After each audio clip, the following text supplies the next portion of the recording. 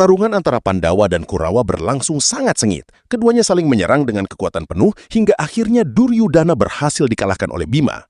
Saat Bima hendak memberikan serangan terakhir untuk menghabisi Duryudana, tiba-tiba Kunti datang menghentikannya. Kunti memerintahkan Bima untuk berhenti. Perintah itu membuat para Pandawa terkejut karena mereka tidak menyangka Kunti akan menyelamatkan Duryudana setelah semua yang terjadi. Namun Bima tetap menghormati ibunya. Ia pun melepaskan Duryudana dan pergi menemui Kunti. Saat Bima sudah menjauh, Duryudana yang sebelumnya terjatuh perlahan bangkit. Dengan penuh amarah dan licik, ia berniat menyerang Bima dari belakang. Namun sebelum serangan itu terjadi, Bisma datang tepat waktu dan menghentikan tindakan Duryudana.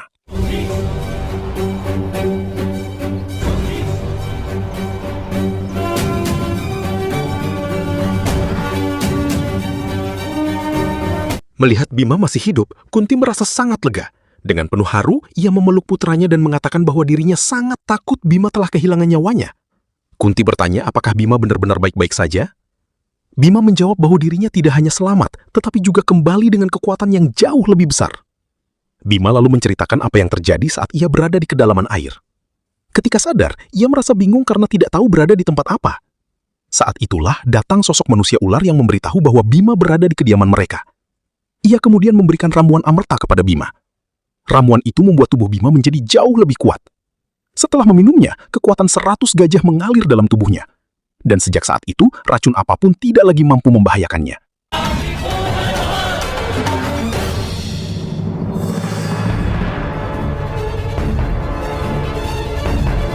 Setelah mengetahui Bima selamat, Bisma datang dengan penuh kemarahan. Ia bertanya, siapa yang berani mencoba membunuh seorang pangeran Hastinapura?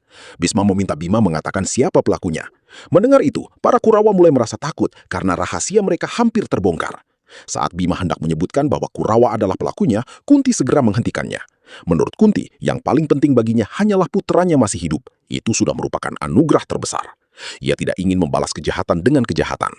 Kunti meminta Bima memaafkan mereka. Ia mengingatkan bahwa kesabaran, pengendalian diri, ilmu pengetahuan, kejujuran, dan menjauhi amarah adalah tanda seseorang yang mengikuti Dharma. Dan menjaga Dharma adalah kewajiban setiap orang.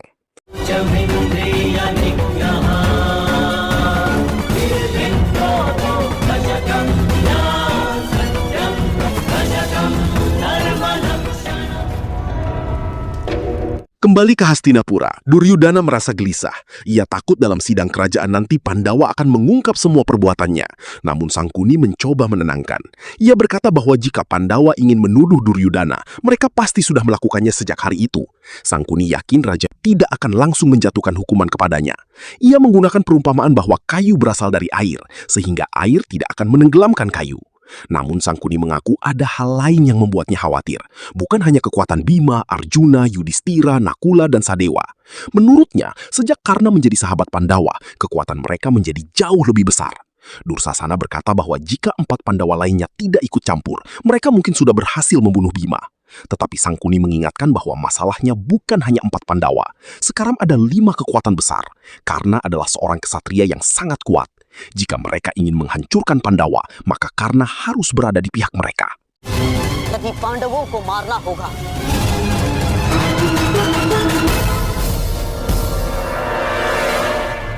Di Hastinapura, para Pandawa akhirnya memutuskan untuk pergi meninggalkan istana.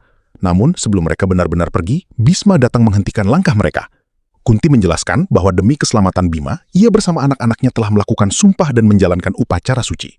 Bisma lalu bertanya sampai kapan upacara itu akan dilakukan. Kunti menjawab bahwa semua itu baru akan berakhir ketika dirinya benar-benar yakin bahwa anak-anaknya aman berada di Hastinapura. Mendengar kekhawatiran Kunti, Bisma mencoba menenangkannya. Ia mengatakan bahwa para Pandawa bukan hanya sekadar tinggal di Hastinapura, tetapi suatu hari mereka akan menjadi pelindung kerajaan itu. Menurut Bisma, tugas besar itu hanya bisa mereka jalankan jika mereka tetap bertahan hidup. Namun Kunti tetap merasa takut, karena baginya tahta kerajaan selalu membawa pertumpahan darah. Ia tidak sanggup melihat anak-anaknya menjadi korban demi sebuah kekuasaan. Bisma kemudian menjelaskan bahwa saat ini Hastinapura membutuhkan kebaikan. Nafsu terhadap tahta telah membuat para pangeran Kurawa mulai melakukan ketidakbenaran. Dan satu-satunya cara menghadapi itu adalah dengan ilmu, pengetahuan, serta kedisiplinan. Karena itulah Bisma ingin para pangeran dididik agar mampu menjadi pemimpin yang benar.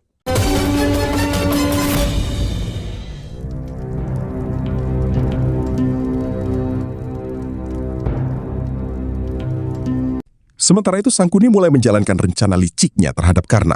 Ia memanggil Karna ke sebuah ruangan yang telah dipenuhi berbagai perhiasan dan harta berharga. Namun begitu melihat semua itu, Karna langsung menyadari bahwa ada maksud tersembunyi di balik undangan tersebut. Karna pun hendak pergi, tetapi Sangkuni segera menghentikannya. Ia menjelaskan bahwa bukan Kunti yang memanggilnya, melainkan dirinya dan Duryodhana. Sangkuni mengatakan bahwa kemampuan Karna kini sudah mulai dikenal di seluruh Hastinapura. Baginya, kekuatan Karna seperti api yang sangat besar. Karna pun bertanya mengapa Sangkuni terus membicarakan api. Sangkuni menjelaskan bahwa api bisa membawa kehidupan ataupun kehancuran. Api matahari memberikan cahaya, sedangkan api gunung berapi dapat menghancurkan segalanya. Ia mengatakan bahwa dirinya hanya ingin mengarahkan kekuatan Karna agar menjadi sesuatu yang besar. Lalu Sangkuni mengajaknya bermain dadu. Karna terkejut karena tidak menyangka pembicaraan itu berakhir dengan sebuah permainan. Sangkuni mengatakan bahwa dadu adalah sesuatu yang tidak mengenal perbedaan. Siapapun boleh bermain tanpa melihat status ataupun kasta. Ia bahkan menjadikan seluruh harta bendanya sebagai taruhan. Jika Karna menang, semua kekayaan itu akan menjadi miliknya. Namun ketika Karna bertanya apa yang harus ia berikan sebagai taruhan, Duryodhana akhirnya mengungkapkan maksud sebenarnya. Ia hanya menginginkan satu hal dari Karna: kesetiaan.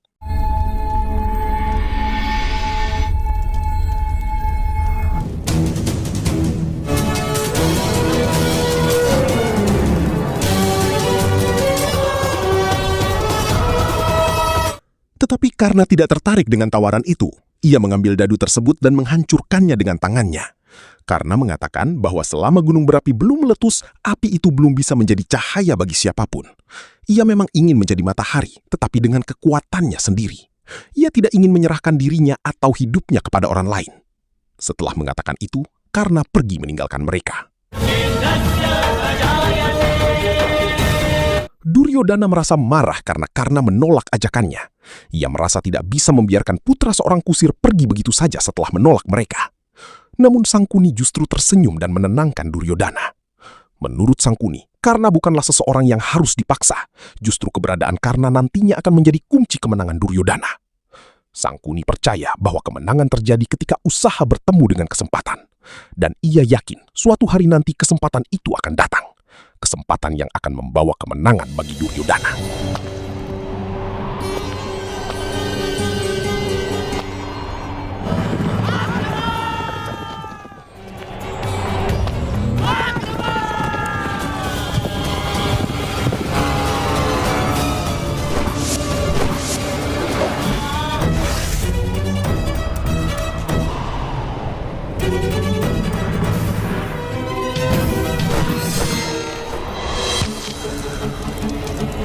Saat memasuki hutan, Karna melihat sebuah pertarungan besar antara pasukan Hastinapura dan Pancala. Di tengah pertempuran itu, Karna melihat sendiri kehebatan Guru Drona yang memimpin pasukan Hastinapura. Guru Drona berdiri menghadapi pasukan Pancala dan memperingatkan mereka. Ia mengatakan bahwa jika dirinya benar-benar menginginkan, seluruh kerajaan Pancala bisa saja dihancurkan hingga menjadi abu. Namun tujuan Drona bukanlah menghancurkan kerajaan itu. Ia hanya meminta mereka segera kembali ke Pancala sebelum semakin banyak nyawa yang hilang. Jika mereka tetap berada di wilayah Kuru, maka keselamatan mereka sepenuhnya berada di tangan prajurit Hastinapura. Mendengar ancaman itu, pasukan Pancala mulai ketakutan. Prajurit Hastinapura kemudian menyerang mereka hingga pasukan Pancala akhirnya mundur. Panglima Hastinapura segera memberi perintah untuk mengejar mereka. Ia tidak ingin satupun prajurit Pancala berhasil kembali melewati wilayah Hastinapura. Namun ternyata pasukan Pancala melarikan diri menuju desa Bugat.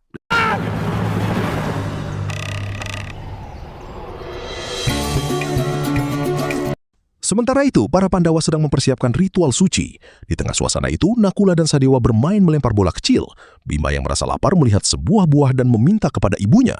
Ia berkata bahwa jika ritual itu dilakukan demi keselamatannya, seharusnya ia diperbolehkan memakan buah tersebut.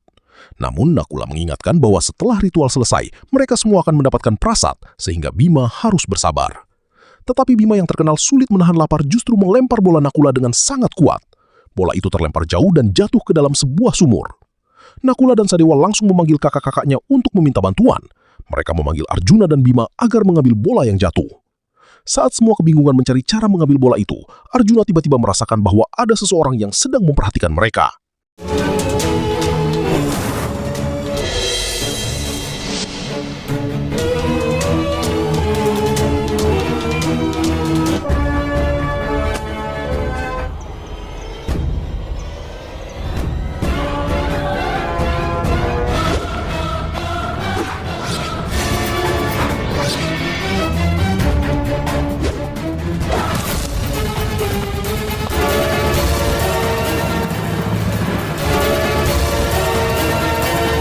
Arjuna melihat sosok Guru Drona dan merasa kagum dengan kemampuan orang tersebut.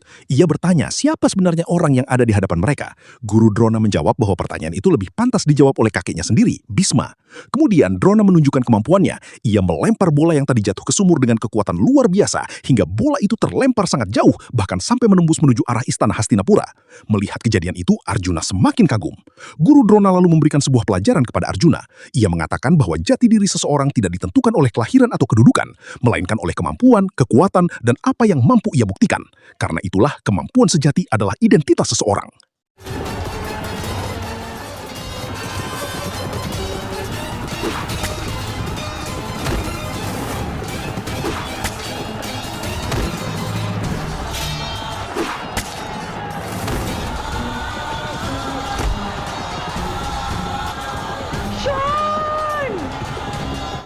Di sisi lain, karena mendengar kabar bahwa pasukan Pancala telah memasuki wilayah desanya, ia segera bertanya kepada prajurit Hastinapura tentang apa yang terjadi. Prajurit itu menjelaskan bahwa pasukan Pancala telah masuk ke desa Bugat. Tidak hanya itu, mereka juga menyandera penduduk desa. Jika pasukan Hastinapura masuk tanpa rencana, nyawa para sandera bisa terancam. Namun karena tidak setuju untuk hanya dia menunggu. Menurutnya, semakin lama mereka menunggu, semakin besar bahaya bagi penduduk desa. Karena pun memutuskan untuk pergi menyelamatkan mereka. Tetapi prajurit itu mencoba menghentikan karena belum ada perintah resmi dari atasan.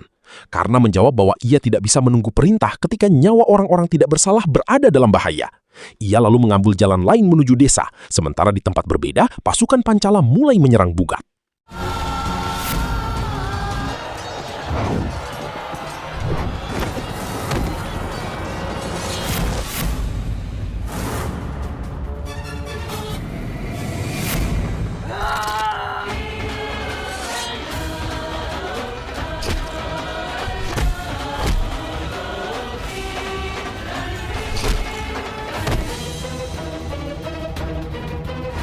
रुक जाओ, अन्यथा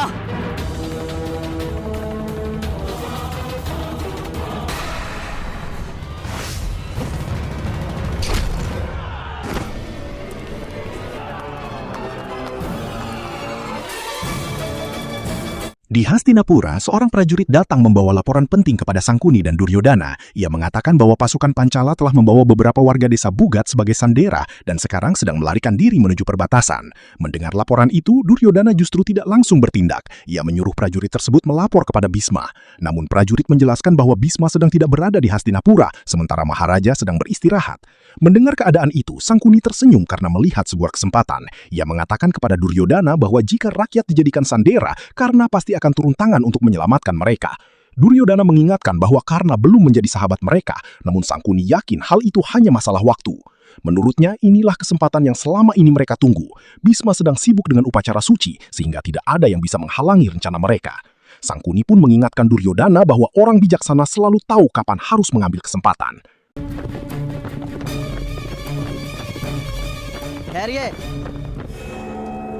Sementara itu, Karna telah sampai di perbatasan Pancala. Ia melihat para prajurit Hastinapura hanya berdiri dan tidak bergerak. Karna bertanya, mengapa mereka tidak mengejar pasukan Pancala? Para prajurit menjelaskan bahwa di depan mereka sudah masuk wilayah Pancala. Jika mereka melewati perbatasan tanpa izin, hal itu bisa dianggap sebagai awal perang antara dua kerajaan. Namun Karna tidak menerima alasan tersebut. Baginya, yang terpenting bukan aturan kerajaan, tetapi keselamatan warga yang menjadi sandera. Ia mengatakan bahwa tugas seorang prajurit adalah melindungi rakyat. Namun para prajurit tetap ragu. Mereka mengatakan bahwa sebuah kerajaan tidak boleh mengambil resiko perang hanya demi menyelamatkan beberapa orang. Mendengar itu, Karna semakin yakin. Ia mengatakan bahwa dirinya bukan prajurit Hastinapura dan tidak terikat oleh aturan mereka. Jika ada aturan yang membuat seseorang tidak bisa menolong orang yang membutuhkan, maka ia tidak akan tunduk pada aturan itu. Saat Karna masih bersiap mengambil tindakan, Duryodana datang. Namun kali ini bukan untuk menghentikannya, melainkan memanfaatkan keadaan. Duryodana berkata bahwa jika Karna masuk ke Pancala dan tertangkap, ia bisa dihukum oleh mereka. Tetapi jika ia kembali ke Hastinapura, kerajaan juga mungkin akan menghukumnya karena bertindak tanpa izin. Lalu Duryodana mengatakan bahwa jika Karna dihukum, maka dirinya juga harus ikut menerima hukuman. Karena menurutnya, seorang pangeran tidak pantas hanya memikirkan politik ketika rakyat membutuhkan perlindungan. Kata-kata itu membuat Karna terdiam. Duryodana kemudian mengajak Karna pergi menyelamatkan para sandera. Tanpa menunggu lagi, mereka berdua bergerak menuju wilayah Pancala.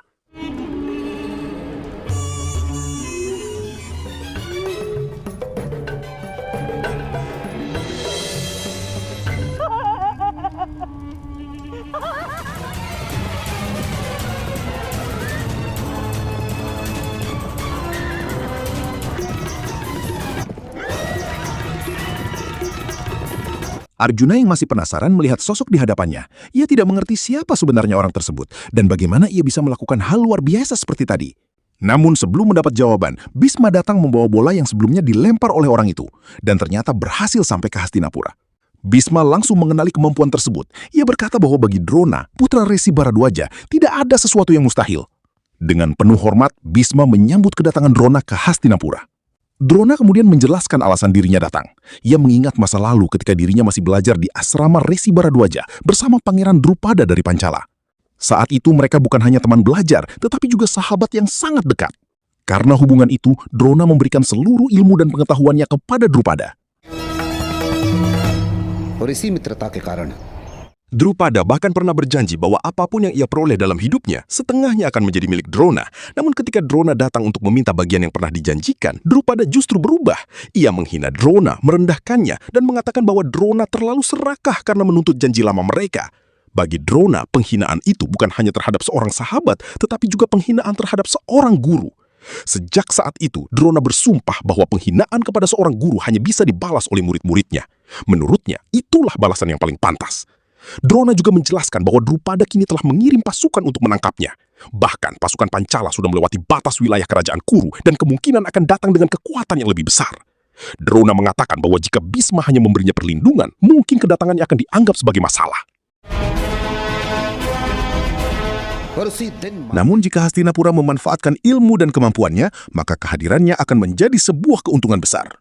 Keputusan itu ia serahkan kepada Bhisma. Bhisma kemudian memberikan jawabannya. Ia mengatakan bahwa kegelapan saat gerhana matahari memang sering dianggap sebagai pertanda buruk. Namun kegelapan yang datang karena awan justru bisa menjadi tanda awal datangnya keberuntungan. Karena itu, Bhisma menerima Drona dan menyambutnya sebagai guru di Hastinapura. Tidak lama kemudian, seorang prajurit datang membawa kabar. Pasukan Pancala ternyata sedang membawa para tawanan menuju Pancala. Mendengar hal itu, Bhisma menatap Drona dan berkata bahwa jika ujian sudah datang, maka mereka harus siap menghadapinya. Karena kedatangan Drona ke Hastinapura bukanlah akhir dari masalah, melainkan awal dari tantangan baru.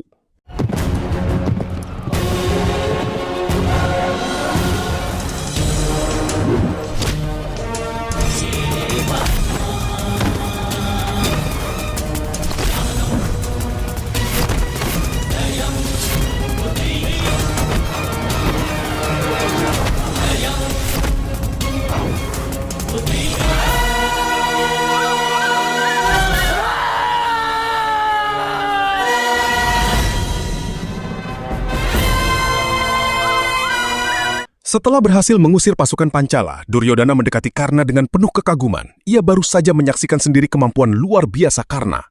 Sahabatku Karna, hari ini aku benar-benar melihat betapa hebatnya dirimu. Tanpa harus menggunakan senjata, kau mampu membuat para prajurit Pancala mundur. Kemampuanmu sungguh luar biasa. Karna menjawab tenang. Kekuatan tidak selalu membutuhkan senjata, Pangeran. Terkadang yang dibutuhkan hanyalah kesempatan. Duryodhana tersenyum. Aku memberikan selamat atas keberanianmu. Karena sedikit heran. Keberanian? Aku bukan hanya berbicara tentang peperangan. Dibutuhkan keberanian yang lebih besar untuk melanggar aturan kerajaan demi berdiri di pihak yang menurutmu benar.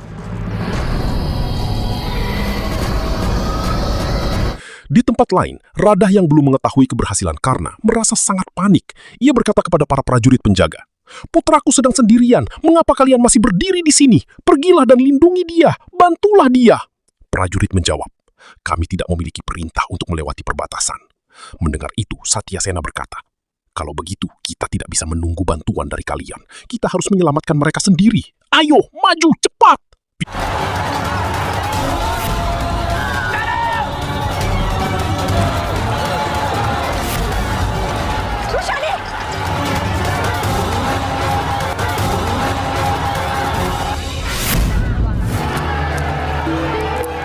Saat Bhisma datang, Rada langsung menghampirinya dengan penuh harapan.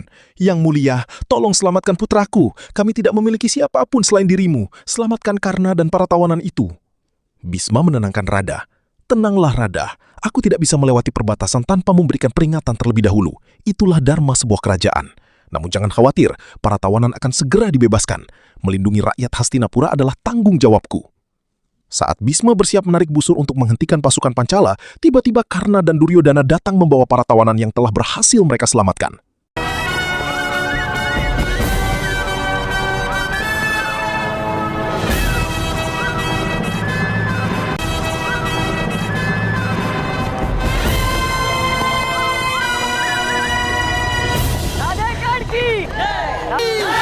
तुम्हार दुर्योधन की तुम्हार दुर्योधन की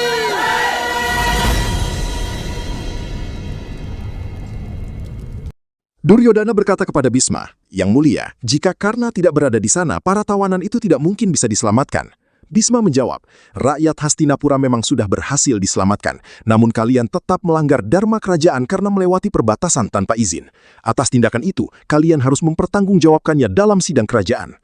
Karna berkata, "Yang mulia, ketika nyawa rakyat berada dalam bahaya, memikirkan aturan kerajaan terlebih dahulu justru bisa menjadi sebuah adharma." Bisma menatap Duryodhana, lalu berkata, "Siapapun yang memegang kekuasaan harus selalu memikirkan kepentingan negara. Seorang pemimpin harus memiliki kesabaran. Orang yang tidak mampu mengendalikan dirinya tidak pantas memegang kekuasaan." Karna menjawab, "Namun akibat terlalu lama bersabar, bisa saja seluruh tawanan kehilangan nyawa mereka." Bisma berkata, "Sebaliknya, tindakanmu bersama Pangeran Duryodhana juga bisa menyebabkan perang besar antara dua kerajaan, Kuru dan Pancala. Demi menyelamatkan beberapa orang, kita tidak boleh mempertaruhkan keselamatan seluruh rakyat. Itulah dharma sebuah negara. Dan dharma negara terkadang membutuhkan pengorbanan." Karna terdiam sejenak lalu bertanya, "Mengapa selalu seperti itu, Yang Mulia? Mengapa dharma para ksatria selalu meminta pengorbanan dari orang-orang kecil seperti kami?" Mendengar pertanyaan itu, Bisma hanya terdiam.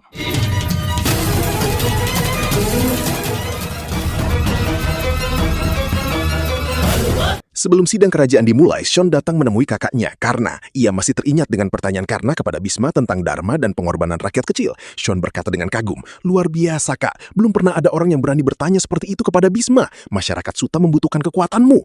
Namun Karna hanya diam dan menjawab, "Aku masih terikat oleh keinginan ibu." Shon menatap kakaknya. Keinginan seorang ibu tidak boleh menghalangi kepentingan banyak orang. Masalah pernikahanmu ini bisa menjadi belenggu bagi seluruh masyarakat. Bukankah selama ini kau sendiri selalu berkata bahwa setiap perjuangan membutuhkan pengorbanan? Kalau begitu, hari ini lakukan pengorbanan itu. Lepaskan keinginanmu untuk menikah." Karna langsung menolak. "Aku tidak bisa mengorbankan Vrushali. Harga diri seorang gadis seperti kendi dari tanah liat. Ia mungkin mampu menahan panas api, tetapi sedikit retakan saja bisa menghancurkannya." Di tempat lain, Vrushali berbicara kepada Radha dan membuat keputusan yang mengejutkan. Radha terkejut. "Apa? Kau menolak menikah dengan putraku? Beraninya kau menolak Karna? Siapa di antara kaum Suta yang lebih mulia darinya? Dia tidak tertandingi. Dia luar biasa." Vrushali menunduk. "Aku tahu semua itu, Ibu. Aku tidak pernah meragukan Karna. Aku tidak sedang menghina dirinya. Aku justru sedang menutup pintu kebahagiaanku sendiri. Aku tahu keputusan ini akan menyakitkan." Radha bertanya, "Kalau begitu, kenapa kau melakukan ini? Kau tahu hanya dirimu yang bisa melindungi Karna. Kau tidak tahu bahaya apa yang akan menunggunya jika aku tidak mengikatnya dengan pernikahan ini." Vrushali menjawab dengan tenang, "Aku memang tidak tahu apa yang akan terjadi. Tetapi aku tidak ingin menjadi beban dalam hidup Karna. Aku tidak ingin menjadi alasan kesedihan terbesar dalam hidupnya. Jika itu terjadi, maka itu akan menjadi dosa bagiku. Maafkan aku, Ibu." Tanpa mereka sadari, Karna ternyata sudah datang dan mendengar semua percakapan itu. Ia hanya berdiri diam, mendengar keputusan Vrushali yang mengorbankan kebahagiaannya sendiri. Vrushali kemudian melihat Karna. "Aku akan tetap menunggumu, seumur hidupku. Besok pergilah, tunjukkan siapa dirimu sebenarnya sebelum sidang kerajaan dimulai." Karna terdiam sejenak, lalu berbalik hendak pergi. Radha memanggilnya. "Karna, berhenti. Kau mau pergi kemana?" Karna menjawab dengan tekad kuat, "Aku akan pergi ke sidang kerajaan Hastinapura. Hari ini aku tidak akan menghantam sasaranku dengan panah, tetapi dengan kata-kata. Aku akan membuka kedok dari standar ganda para ksatria." Sidang kerajaan Hastinapura pun akhirnya dimulai. Semua bangsawan dan pejabat kerajaan berkumpul untuk membahas tindakan Duryodhana dan Karna yang telah melewati perbatasan demi menyelamatkan para tawanan dari Pancala. Di hadapan sidang, Bisma mengingatkan Duryodhana bahwa seorang pangeran bukan hanya harus memiliki keberanian, tetapi juga harus memahami aturan dan tanggung jawab sebagai pemimpin. Bhisma berkata bahwa seorang putra kerajaan harus mengerti kebijakan serta prinsip-prinsip negara, karena itulah kewajiban seorang pangeran. Duryodhana menjelaskan bahwa ia tidak tahan melihat rakyat menderita. Baginya, menyelamatkan mereka adalah hal yang lebih penting. Mendengar itu, Bhisma mengakui bahwa kepedulian Duryodhana terhadap rakyat adalah hal yang baik. Namun ia tetap menegaskan bahwa seorang pemimpin tidak boleh bertindak hanya berdasarkan perasaan. Menurut Bhisma, demi menyelamatkan beberapa orang, seorang pangeran tidak boleh membuat dua kerajaan besar berada di ambang perang. Karena tindakannya telah menciptakan ancaman konflik, Duryodhana tetap harus menerima hukuman. Namun Sangkuni segera membela keponakannya. Ia mengatakan bahwa Duryodhana juga telah menjalankan kewajibannya sebagai calon raja dengan melindungi rakyat. Bhisma tidak menyangkal keberanian Duryodhana, tetapi ia menjelaskan bahwa sidang ini bukan untuk memberikan penghargaan, melainkan untuk menegakkan keadilan. Maharaja Dhritarashtra kemudian ikut berbicara. Ia meminta agar keputusan diberikan berdasarkan keadilan. Menurutnya, Duryodhana masih dalam tahap pendidikan, sehingga hukuman yang ia terima seharusnya juga menjadi bagian dari pelajaran. Karena itu, Dhritarashtra memberikan sebuah anugerah kepada Duryodhana. Selama hidupnya, satu permintaan Duryodhana akan selalu ia kabulkan. Namun Bhisma mengingatkan bahwa seorang raja hanya boleh memberikan sesuatu yang menjadi haknya, bukan sesuatu yang berada di luar wewenangnya. Dhritarashtra pun menerima hal itu dan meminta Duryodhana menggunakan kesempatan tersebut dengan bijaksana.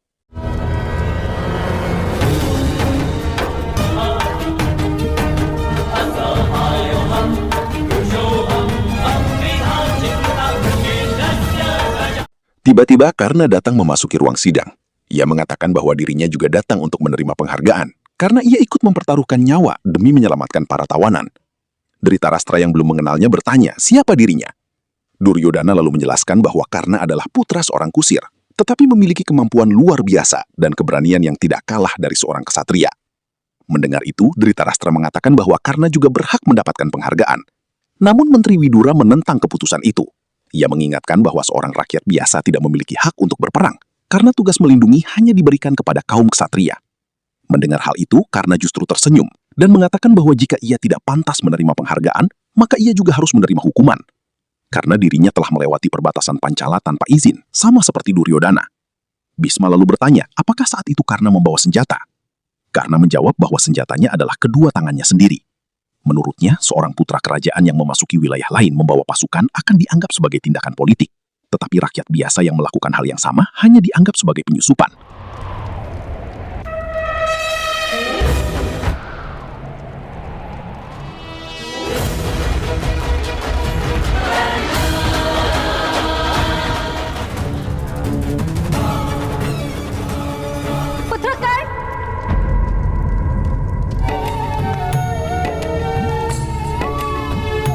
Setelah sidang kerajaan berakhir, Kunti datang menemui Karna.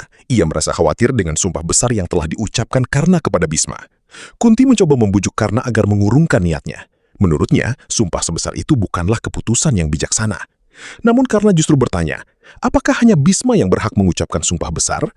Kunti kemudian mengingat masa lalu. Ia berkata bahwa sejak kecil ia selalu merasakan kasih sayang seorang ibu terhadap Karna. Ia pernah menyuapinya makan dan menidurkannya dengan nyanyian. Karena itu, Kunti tidak sanggup melihat Karna menghancurkan masa depannya sendiri hanya demi sebuah harga diri. Ia meminta Karna melepaskan sumpahnya dan tidak mengorbankan seluruh hidupnya. Namun Karna menjawab dengan tegas. Menurutnya, seseorang yang tidak memiliki senjata, tidak memiliki kebebasan, dan tidak memiliki kekuasaan, hanya memiliki satu hal terakhir yang bisa ia jaga, yaitu harga dirinya. Dan sekarang, bahkan hal terakhir itu pun ingin dirampas darinya. Kunti bertanya, apa yang sebenarnya ingin Karna dapatkan dari tindakan berbahaya itu? Karna menjawab bahwa ia ingin membawa perubahan, dan setiap perubahan selalu membutuhkan pengorbanan. Baginya, pengorbanan pertama adalah dirinya sendiri demi masyarakatnya. Kunti mencoba meyakinkan bahwa perubahan datang bersama waktu, bukan karena seseorang memaksakan kehendak. Tetapi karena tidak setuju, ia percaya bahwa bukan waktu yang menciptakan perubahan, melainkan keberanian. Karna mengatakan bahwa keputusannya sudah bulat, tidak ada siapapun yang bisa menghentikannya. Jika Kunti benar-benar menyayanginya seperti seorang ibu, maka ia tidak boleh membelenggunya dengan rasa takut. Karna hanya meminta satu hal, yaitu restu untuk memperjuangkan keyakinannya. Mendengar tekad Karna, Kunti akhirnya hanya bisa berdoa. Ia berkata bahwa selama Karna berada di jalan Dharma, semoga kemenangan selalu menyertainya.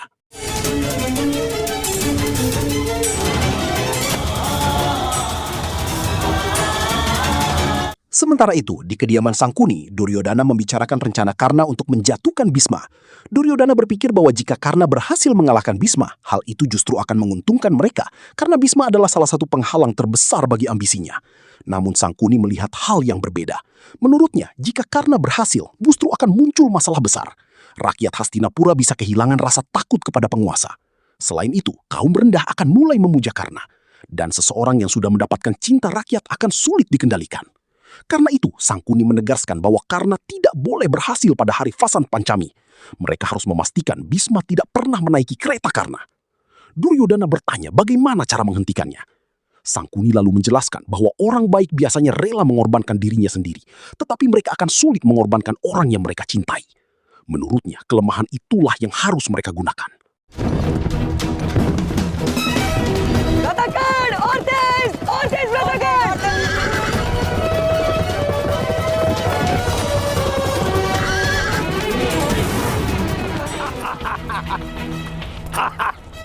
Sehari sebelum Vasan Pancami, Karna mengumpulkan teman-temannya. Ia bertanya apakah mereka ingin melihat apa yang akan terjadi pada Bhisma keesokan harinya.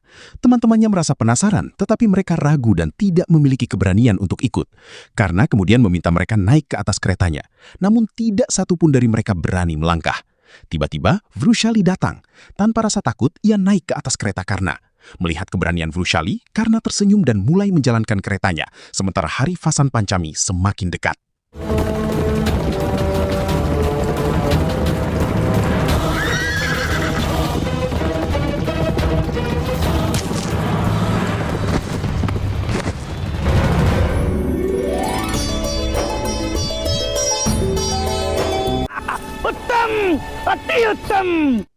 Setelah kejadian di sidang kerajaan, Arjuna datang menemui Karna. Ia kagum sekaligus khawatir melihat tekad besar Karna yang siap mempertaruhkan segalanya. Arjuna bertanya apa sebenarnya tujuan Karna. Apakah ia benar-benar ingin menghabiskan hidupnya di penjara, menjadikan seluruh Hastinapura sebagai musuh, atau bahkan menghancurkan impian keluarganya sendiri? Namun Karna menjawab bahwa bagi kaumnya, hidup memang sudah seperti penjara. Permusuhan seolah sudah menjadi takdir, sementara memiliki impian dianggap sebagai kesalahan. Selama kaum rendah belum mendapatkan kedudukan yang sama, perjuangannya tidak akan berhenti. Menurutnya, Vasan Pancami hanyalah awal dari perubahan besar. Arjuna lalu bertanya siapa yang akan menghentikan semua itu. Mendengar itu, Shon menjawab bahwa hanya Karna sendiri yang bisa menghentikan langkahnya. Arjuna memperingatkan bahwa mungkin Karna belum memahami betapa kerasnya hukuman penjara dan bagaimana besar resiko yang akan ia hadapi. Namun Karna tetap percaya bahwa setiap pengorbanan pasti memiliki tujuan. Arjuna kemudian memohon agar Karna tidak mempermalukan Bhisma. Menurutnya, jika Karna menjatuhkan Bhisma, yang rugi bukan hanya dirinya, tetapi juga perjuangan masyarakat yang ingin ia bela. Arjuna mengatakan bahwa korban dalam sebuah persembahan bukanlah singa, melainkan kambing. Ia meminta Karna berhenti sebelum semuanya terlambat. Karna hanya tersenyum. Ia tidak tahu apakah kepedulian Arjuna benar-benar untuk dirinya atau hanya karena Arjuna tidak ingin Bhisma dipermalukan. Tetapi apapun alasannya, Karna tetap berterima kasih. Hanya saja keputusannya tidak akan berubah. Setelah itu Arjuna berbicara kepada Shon. Ia meminta agar Shon menghentikan Karna. Arjuna memahami kemarahan yang ada di hati Karna, tetapi ia takut api itu justru akan membakar seluruh masyarakat yang ingin ia lindungi. Ia berharap Vasan Pancami tidak menjadi akhir dari perjuangan Karna. Sebelum hari Vasan Pancami tiba, Karna menemui ibunya, Radha. Radha memohon agar Karna memberikan satu janji, yaitu membatalkan rencananya dan tidak pergi. Namun Karna berkata bahwa jika itu adalah hukuman dari ibunya, ia siap menerimanya. Mendengar itu, Radha menangis. Ia mengatakan bahwa seorang ibu tidak akan pernah menghukum anaknya. Baginya, bahkan debu di kaki seorang anak adalah sesuatu yang berharga. Radha bertanya mengapa Karna justru ingin menghukum dirinya sendiri. Karna menjawab bahwa ia tidak membenci siapapun. Ia hanya marah pada keadaan yang membuatnya hidup tanpa kebebasan. Ia tidak mengejar senjata, tidak mengejar kehormatan, dan tidak mengejar kekuasaan. Yang ia inginkan hanyalah kebebasan bagi kaum Suta dan semua orang yang selama ini dianggap rendah. Namun Radha berkata bahwa ia tidak memahami perjuangan itu. Baginya, satu-satunya keinginan seorang ibu hanyalah melihat anaknya hidup bahagia. Ia meminta Karna berhenti, karena itu adalah permintaan seorang ibu. Karna menjawab dengan berat hati bahwa ia ingin menaati perintah ibunya. Tetapi untuk memberikan perintah, seseorang harus memiliki kebebasan. Ia mengingat bahwa dulu ayahnya pernah memerintahkannya pergi, tetapi Radha menahannya. Jika bahkan orang tua tidak bebas menentukan jalan hidup anaknya, bagaimana kehidupan seperti itu bisa disebut kebebasan? Karena itu, Karna meminta Radha tidak menghentikannya. Ia berkata bahwa Radha masih memiliki Sean yang akan menjaganya. Dari 2 putranya, ia meminta 1 putra dipersembahkan demi masyarakat mereka. Mendengar itu, Radha menangis dan berkata bahwa seorang ibu tidak mungkin memberikan anaknya. Namun Karna menjawab bahwa mungkin bukan sebagai pengorbanan, tetapi seorang ibu tetap memiliki hak untuk memberikan anaknya demi sesuatu yang lebih besar. Ia meminta Radha merelakannya untuk masyarakat.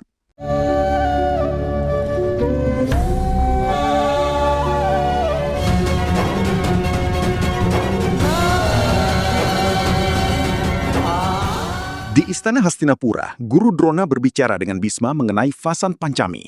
Menurut Drona, hari itu akan membawa perubahan besar. Ia bertanya apakah Bisma takut karena benar-benar akan menjatuhkannya dari kereta. Bisma menjawab bahwa jika ia mau, ia bisa saja menghancurkan Karna dan membuatnya dipenjara seumur hidup. Tetapi menurutnya pertanyaan sebenarnya adalah mana yang lebih benar. Apakah menjatuhkan Karna dengan kekerasan atau tetap berdiri di hadapannya dan menghancurkan kesombongan serta kebencian yang ada dalam hatinya? Saat itu Kunti datang. Ia memohon kepada Bisma agar mencari cara menyelamatkan Karna. Baginya, membayangkan anak sebaik dan sekuat Karna menghabiskan hidup di penjara adalah sesuatu yang sangat menyakitkan. Bisma mengakui bahwa Kunti benar, tetapi ia menjelaskan bahwa seperti air sungai yang selalu mengalir menuju tempat rendah, kebencian dalam hati Karna juga sedang membawanya menuju kehancuran. Kunti tetap berharap. Ia percaya bahwa jika Karna bisa diselamatkan pada hari Vasan Pancami, mungkin ia akan mulai berjalan di jalan yang benar. Kunti mengingat bahwa Karna pernah menyelamatkan anak-anaknya. Dan sekarang, ia merasa sudah waktunya untuk menyelamatkan Karna.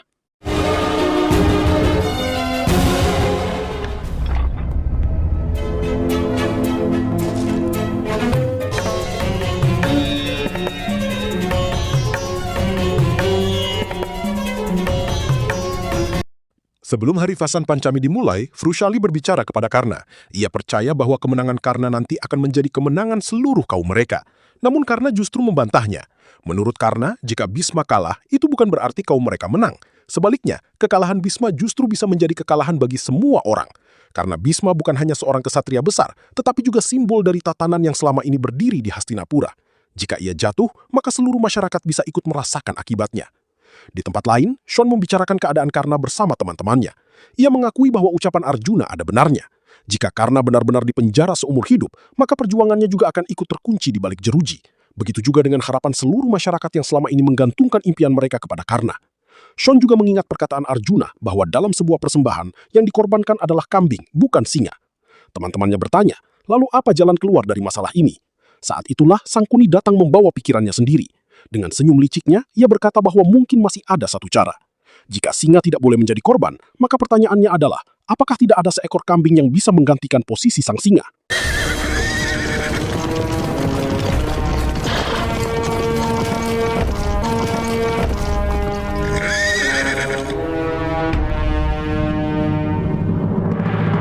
Karena memberi salam hormat kepada Bisma, ia bertanya apakah sang panglima besar sudah siap menghadapi ujian hari itu.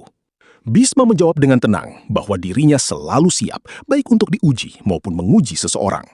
Dengan penuh keyakinan, Karna mengatakan bahwa keretanya sudah siap untuk dinaiki oleh Bisma.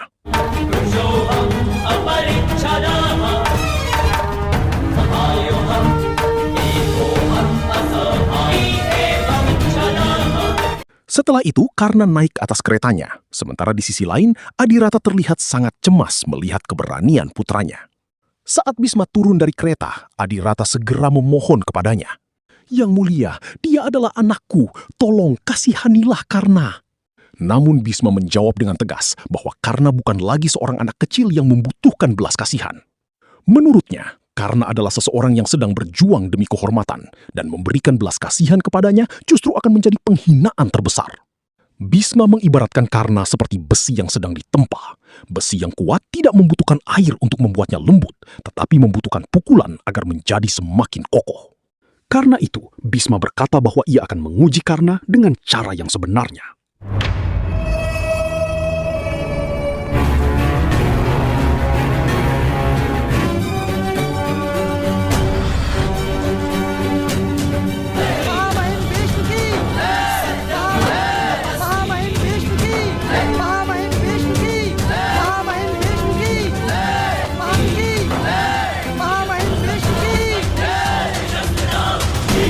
Di hari suci Vasan Pancami, Bisma membuka perayaan dengan menyambut seluruh rakyat Hastinapura.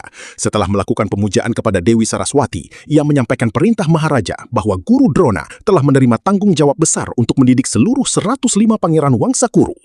Bisma menjelaskan bahwa seorang guru adalah sosok yang menghapus kegelapan dan membawa muridnya menuju cahaya. Setelah perayaan selesai, seluruh pangeran akan pergi bersamanya menuju Gurukul untuk mempelajari ilmu pengetahuan, pemerintahan, dan kewajiban seorang kesatria.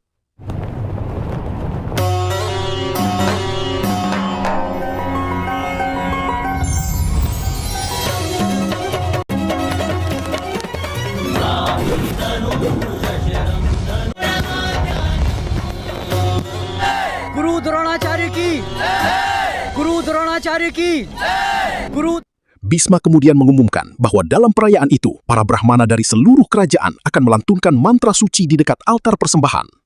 Setelah itu, Karna, putra Adirata, akan menjalani ujian mengemudikan kereta, dan Bisma sendiri yang akan menjadi pengujinya dengan berdiri langsung di atas kereta Karna.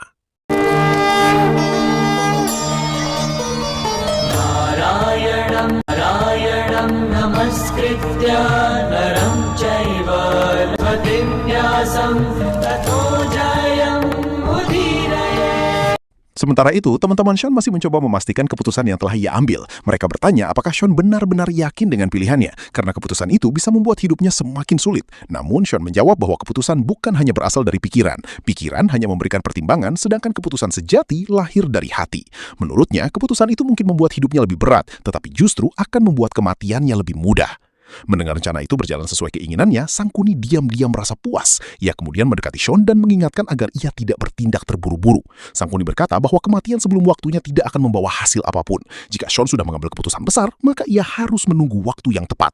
Ia meminta Sean bergerak hanya setelah mendapat tanda darinya, karena tindakan yang terlalu cepat bisa membuat kemarahan karena menghancurkan rencana mereka. Ketika teman-temannya bertanya tentang rencana sebenarnya, Sean hanya menjawab bahwa mereka akan segera mengetahuinya.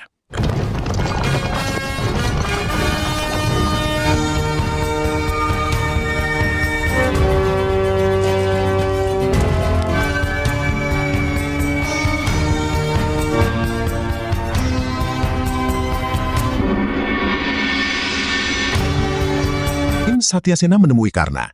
Ia mengatakan bahwa mungkin setelah hari itu, ia tidak akan memiliki kesempatan lagi untuk memeluk sahabatnya. Satyasena mengingat saat pertama kali Karna datang ke Hastinapura, ketika ia pernah berkata bahwa suatu hari seluruh kota akan mengenal nama Karna. Dan hari itu akhirnya tiba. Seluruh rakyat akan melihat Karna bukan sebagai putra seorang Sais, tetapi sebagai seseorang yang memiliki kemampuan luar biasa. Satyasena pun memberi semangat agar Karna maju menghadapi takdirnya. Tidak lama kemudian, panggilan ujian terdengar. Karna putra Adirata diminta maju ke arena. Dengan penuh keyakinan, Karna membawa keretanya menghadap Bisma dan mengatakan bahwa dirinya telah siap.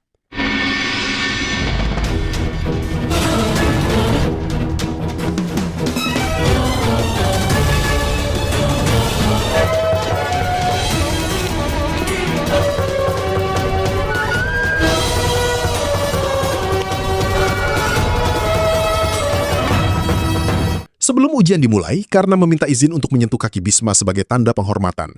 Setelah mendapat izin, Karna mengatakan bahwa apapun yang ia lakukan hari itu bukan karena kebencian kepada Bisma. Baginya, Bisma tetaplah sosok yang sangat ia hormati. Namun jika tatanan Hastinapura menjadikan kehormatan Bisma sebagai simbol ketidakadilan, maka itulah alasan Karna berani mengambil sumpah untuk menjatuhkannya. Bisma memahami perkataan Karna. Walaupun ia tidak setuju dengan pemikiran itu, ia tetap menghargai ketulusan hati Karna. Karna lalu mengatakan bahwa seseorang seharusnya dihormati karena perbuatannya, bukan karena kelahirannya. Menurutnya, manusia tidak bisa memilih tempat ia dilahirkan, tetapi manusia bisa memilih tindakan yang ia lakukan.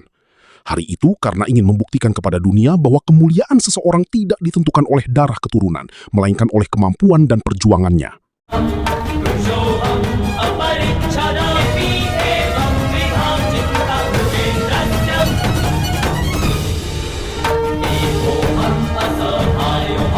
Sangkuni akhirnya mendekati Sean. Ia mengatakan bahwa tekad Karna sudah bulat dan inilah waktu yang tepat untuk menjalankan rencana mereka. Jika tidak, Sean tidak akan bisa menyelamatkan kakaknya. Di sisi lain, Karna tetap menjalankan ujiannya dengan penuh keyakinan. Ia ingin membuktikan kepada semua orang bahwa seseorang tidak dinilai dari kelahirannya, melainkan dari perbuatan dan kemampuannya. Bisma pun naik ke atas kereta Karna, sementara Karna mulai menjalankan keretanya sebagai kusir. Sean kembali mengingat perkataan Arjuna. Arjuna pernah berkata bahwa ia memahami luka dan kemarahan yang ada di hati Karna, tetapi ia takut api perjuangan itu justru akan membakar masyarakat yang ingin Karna lindungi. Arjuna berharap Harivasan Pancami tidak menjadi akhir dari perjuangan Karna. Shon juga teringat pesan Sangkuni bahwa selalu ada seekor kambing yang bisa menggantikan tempat seekor singa. Jika Karna terus maju, maka Shon harus mengorbankan dirinya agar kakaknya tetap bisa bertahan. Akhirnya, Shon mengambil keputusan.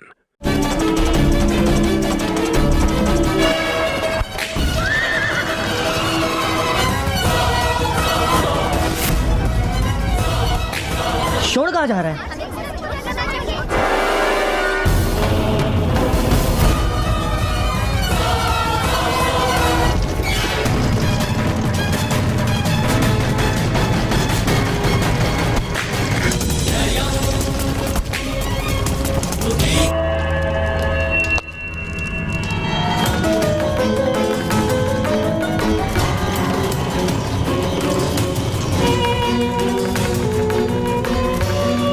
Di tengah perayaan, Shon maju dan mulai melantunkan mantra-mantra suci Weda.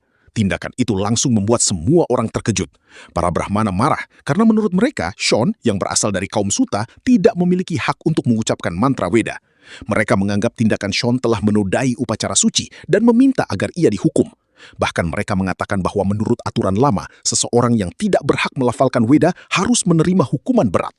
Namun Widura segera menghentikan keadaan dan berkata bahwa keputusan akhir harus diputuskan melalui sidang kerajaan. Meski begitu, para Brahmana tetap menuntut hukuman.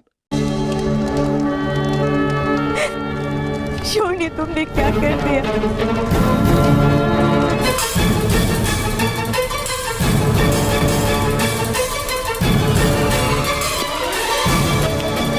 Karena segera berlari menghampiri adiknya, ia bertanya mengapa Son melakukan tindakan tersebut. Son menjawab bahwa Karna sendiri yang selalu mengajarkan bahwa setiap perubahan membutuhkan pengorbanan.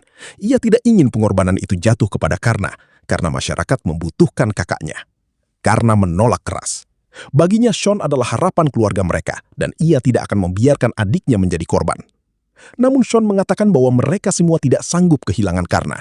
Hanya Karna yang mampu memperjuangkan nasib mereka. Mendengar itu, Karna langsung berdiri di depan Shon dan melindungi adiknya. Ia menegaskan bahwa tidak seorang pun boleh menyentuh Shon. Namun sebelum keadaan semakin buruk, Bhisma turun tangan. Ia melemparkan senjatanya dan seketika berubah menjadi tali yang mengikat tubuh Karna.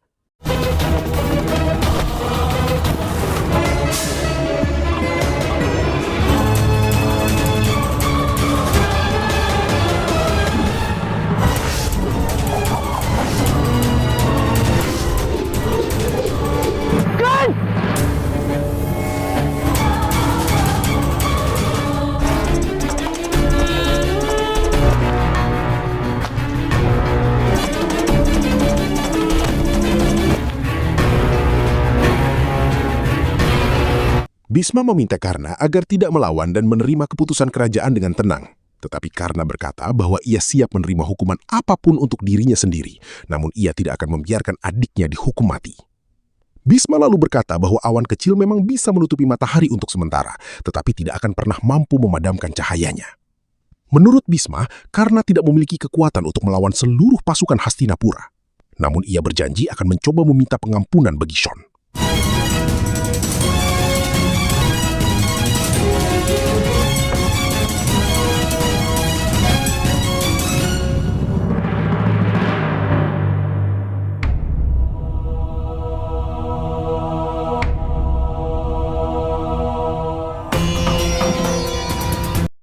Di dalam sidang kerajaan, Sangkuni berbisik kepada Duryodhana bahwa kematian Shon justru bisa menjadi keuntungan besar bagi mereka. Duryodhana yang belum memahami maksudnya bertanya bagaimana hal itu bisa terjadi. Namun Sangkuni hanya meminta Duryodhana menunggu waktu yang tepat dan mengikuti rencananya. Sidang pun kembali memanas. Seorang Brahmana menjelaskan bahwa menurut aturan kitab suci, seseorang yang melafalkan Weda tanpa hak telah melakukan pelanggaran besar. Mereka menuntut agar Shon menerima hukuman berat. Mendengar tuntutan itu, Adirata segera memohon kepada Maharaja agar putranya diampuni. Ia mengatakan bahwa ini adalah kesalahan pertama Shon dan seharusnya masih ada kesempatan untuk mendapatkan pengampunan. Namun para Brahmana tetap bersikeras. Bagi mereka, pelanggaran terhadap aturan Dharma bukan sekedar kesalahan, melainkan sebuah dosa yang harus mendapat hukuman. महाराज दंड घोषित कीजिए। Di tengah suasana tegang karena tiba-tiba datang menghadap sidang, ia meminta agar dirinya saja yang dihukum. Karena menjelaskan bahwa Sean melakukan semua itu hanya untuk menyelamatkan dirinya yang gagal memahami kekuatan dan aturan yang ada. Sean mencoba menghentikannya, tetapi karena tetap maju.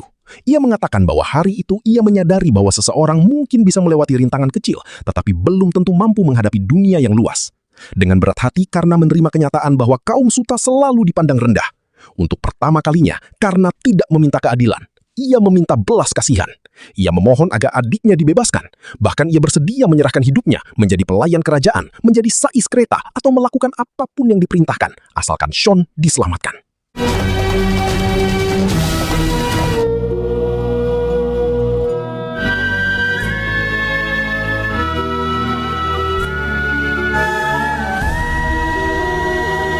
Melihat keadaan itu, Bhisma mencoba mencari jalan keluar.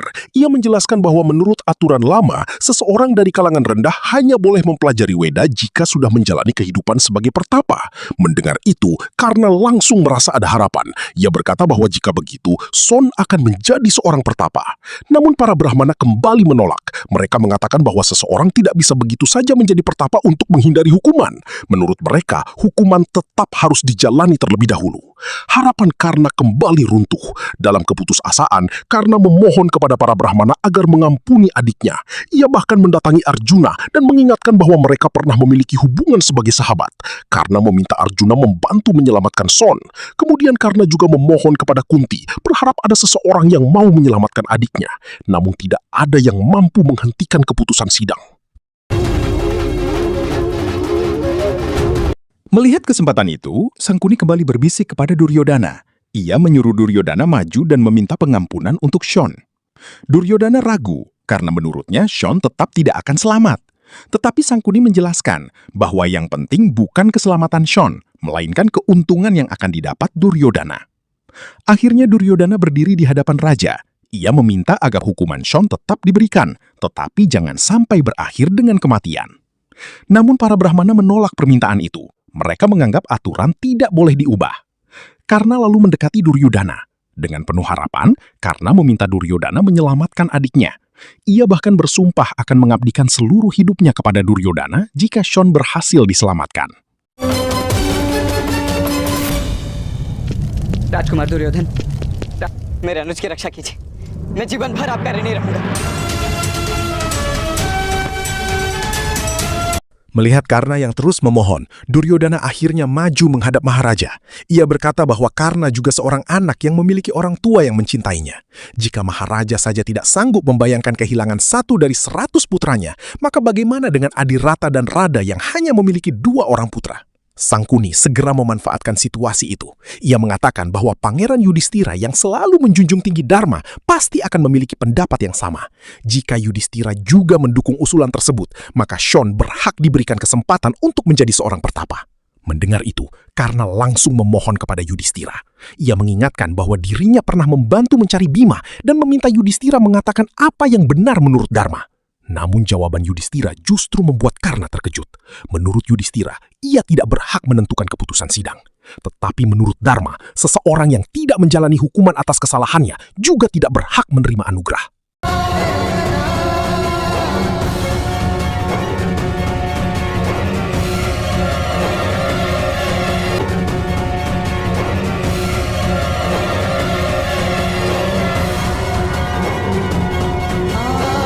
Para Brahmana langsung menyambut ucapan Yudhistira dengan penuh persetujuan. Mereka meminta Maharaja segera menjatuhkan keputusan. Karna dan Adirata kembali memohon agar Sean diampuni, tetapi keputusan sidang tidak berubah. Widura kemudian memerintahkan para prajurit untuk membawa hukuman yang telah ditetapkan dan menyucikan pelaku sesuai aturan yang berlaku. Tak lama kemudian, para prajurit mulai menyeret Sean. Melihat hal itu, karena kehilangan ketenangannya, ia berteriak memohon agar hukuman tersebut dihentikan, tetapi tidak seorang pun menghentikan jalannya keputusan kerajaan.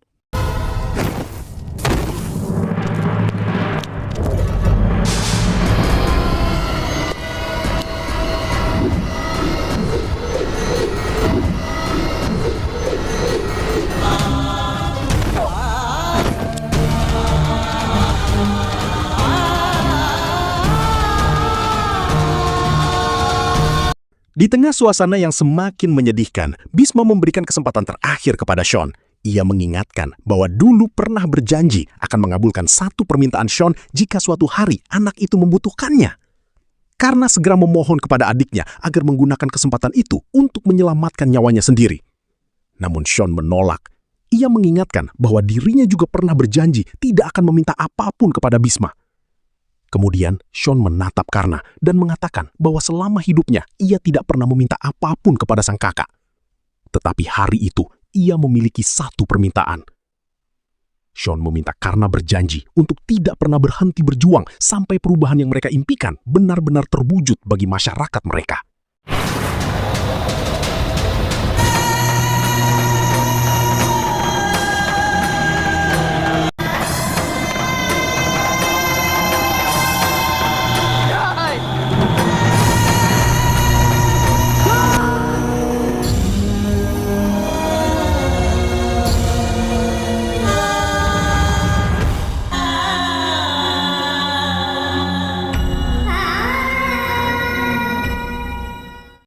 Setelah kematian Sean, suasana duka menyelimuti kaum Suta. Di hadapan tumpukan kayu pembakaran jenazah, Satya Sena berdiri dengan penuh amarah. Ia berteriak kepada semua orang yang hanya diam menyaksikan.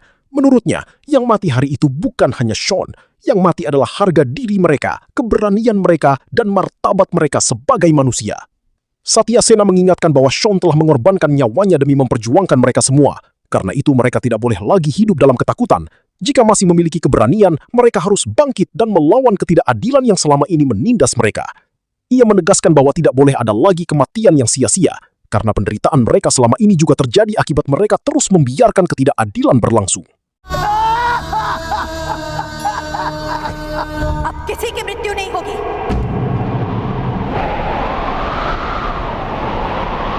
Tak lama kemudian, Radha datang dengan hati yang dipenuhi kesedihan dan kemarahan. Ia berkata bahwa ketidakadilan yang terus dibiarkan ibarat tetesan air yang perlahan menghancurkan batu. Sedikit demi sedikit, ketidakadilan itu telah menghancurkan jiwa mereka. Radha meminta seluruh kaum Suta untuk bangkit. Mereka tidak boleh lagi hidup dengan kepala tertunduk. Mereka harus belajar menggunakan busur, menjadi pemanah hebat, dan memperjuangkan hak mereka sendiri. Menurutnya, sudah saatnya mereka membalas penghinaan yang selama ini diterima dan menghancurkan tradisi yang menindas kaum mereka. Busur itu bukan sekadar senjata, melainkan simbol perlawanan dan harapan akan perubahan yang selama ini diperjuangkan oleh Sean.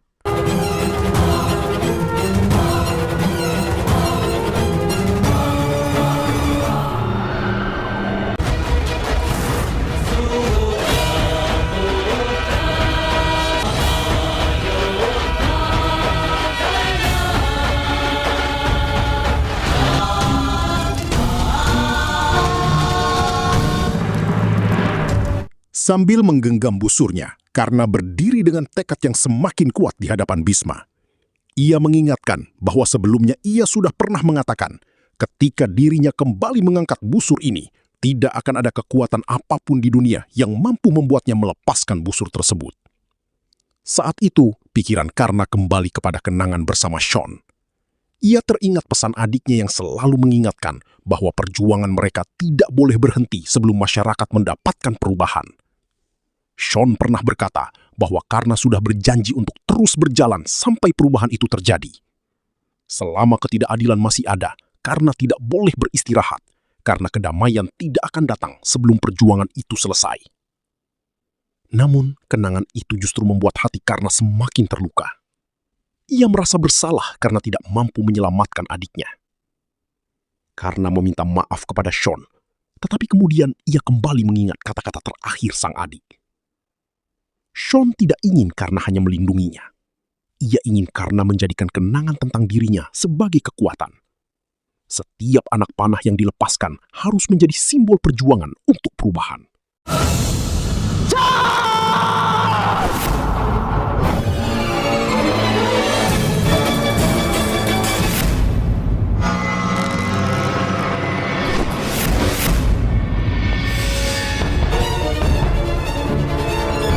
तक संभालेंगे राजमहल की पताका राजकुमार Arjun. Karna datang menemui para Pandawa. Kehadiran Karna membuat mereka terkejut. Karna kemudian bertanya sampai kapan mereka akan terus mempertahankan kejayaan Istana Hastinapura sementara masih banyak ketidakadilan yang terjadi.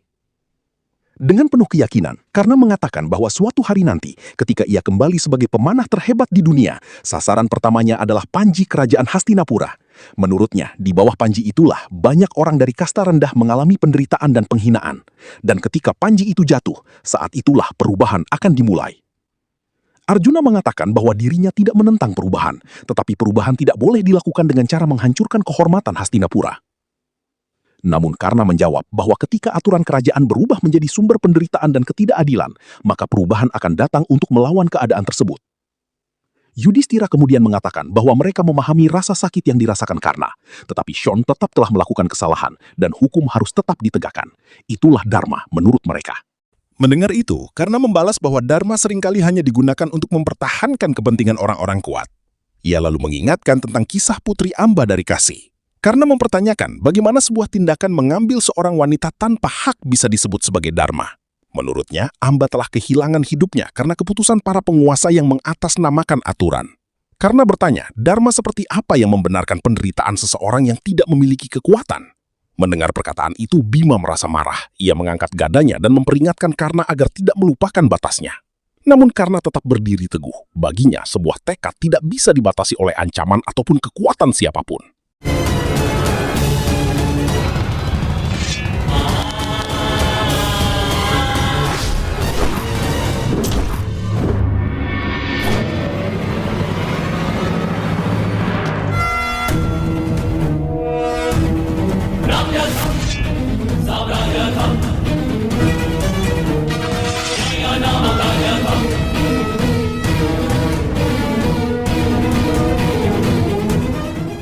Saat pertengkaran semakin memanas, Kunti datang menghentikan mereka. Ia berkata kepada Karna bahwa jalan yang dipilihnya hanya akan membawa penderitaan.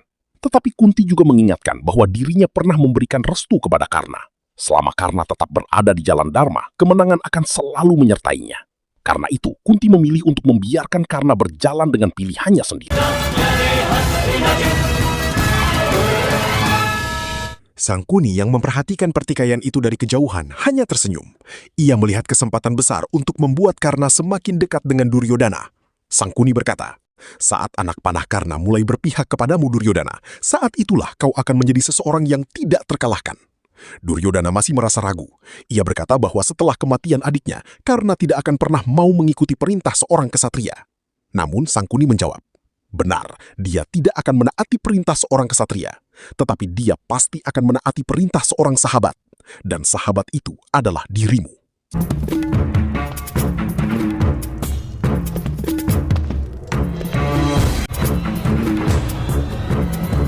Duryodhana kemudian mendatangi Karna sambil membawa mahkotanya. Ia mengatakan bahwa dirinya ingin membantu Karna melawan semua ketidakadilan yang selama ini ia alami.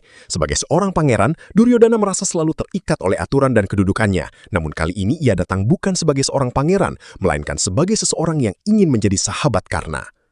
Karna menjawab bahwa persahabatan hanya bisa terjalin antara dua orang yang benar-benar memahami isi hati satu sama lain. Jika Duryodhana ingin menjadi sahabatnya, maka ia harus merasakan sendiri penderitaan yang selama ini Karna rasakan. Duryodhana berkata bahwa ia siap.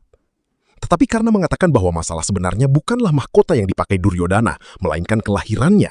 Duryodhana tidak mungkin turun ke kehidupan seorang kaum kusir, sementara Karna sendiri masih membutuhkan waktu untuk membuktikan bahwa dirinya benar-benar setara dengannya. Namun suatu hari nanti, ketika semuanya terbukti, Duryodhana harus memilih apakah ia ingin menjadi sahabat Karna atau musuhnya. Karena menurut Karna, persahabatan dan permusuhan hanya bisa terjadi di antara orang-orang yang dianggap sederajat. Sangkuni yang melihat semuanya berjalan sesuai rencananya kembali menenangkan Duryodhana. Ia berkata agar Duryodhana tidak khawatir karena sebentar lagi busur Karna akan berdenting untuk membela dirinya. Dan dari situlah persahabatan mereka akan semakin kuat.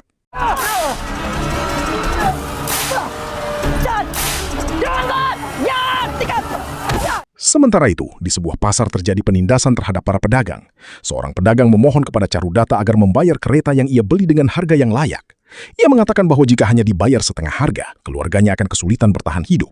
Namun Charudata tidak peduli dan menyuruhnya pergi mencari pekerjaan lain. Saat itulah Karna datang. Ia melihat ketidakadilan tersebut dan langsung berdiri membela para pedagang. Charudata terkejut dan mengejek Karna sebagai putra kusir Adirata. Namun Karna menjawab bahwa mulai sekarang Charudata harus terbiasa menghadapi keberaniannya. Karena dimanapun ketidakadilan terjadi, di sanalah Karna akan berdiri melawannya.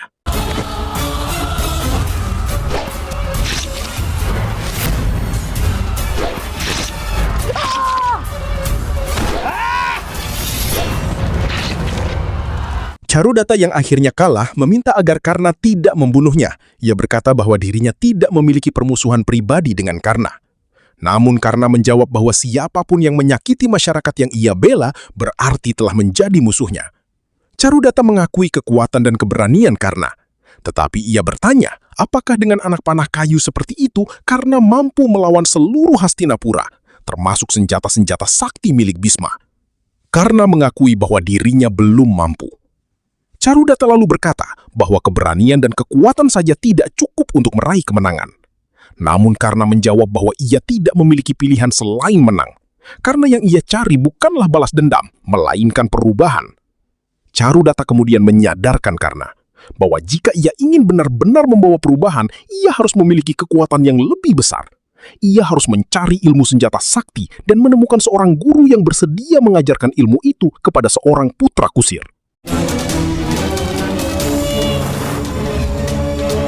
Di kediaman Guru Drona, para Pandawa dan Kurawa mulai bersiap untuk menjalani latihan sebagai ksatria. Guru Drona berkata kepada para pangeran bahwa ia siap mewariskan seluruh ilmu senjata dan kitab perang yang ia kuasai. Namun setiap murid akan menerima ilmu sesuai dengan kemampuan dan ketekunan mereka masing-masing. Drona juga mengatakan bahwa ia percaya kepada seluruh muridnya, termasuk putranya sendiri, Aswatama, yang akan berlatih bersama mereka. Setelah para pangeran, hanya Aswatama yang akan mewarisi seluruh ilmu yang pernah ia dapatkan dari gurunya, Bagawan Parashurama. Sementara itu, Frushali mencoba meyakinkan Karna agar menemui Guru Drona. Ia berkata bahwa seorang guru pasti ingin melihat muridnya menjadi yang terbaik di dunia, dan menurutnya tidak ada seorang pun yang memiliki kemampuan memanah melebihi Karna. Namun Karna masih ragu. Ia bertanya, mengapa seorang Brahmana seperti Guru Drona mau mengajarkan ilmu kepada seorang putra kusir?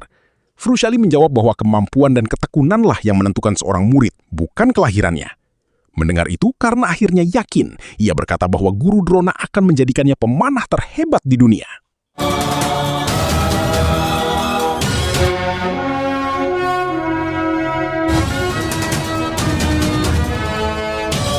Di tempat latihan, Guru Drona mulai menguji kemampuan para muridnya. Ketika tiba giliran Arjuna, Drona menunjuk sebuah sasaran di atas pohon. Ia bertanya kepada Arjuna apa yang dilihatnya.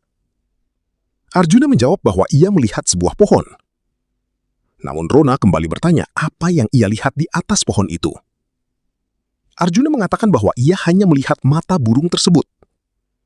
Mendengar jawaban itu, Drona memerintahkan Arjuna segera melepaskan anak panahnya. Dengan tepat, Arjuna berhasil mengenai sasaran. Keahlian Arjuna membuat Guru Drona sangat kagum.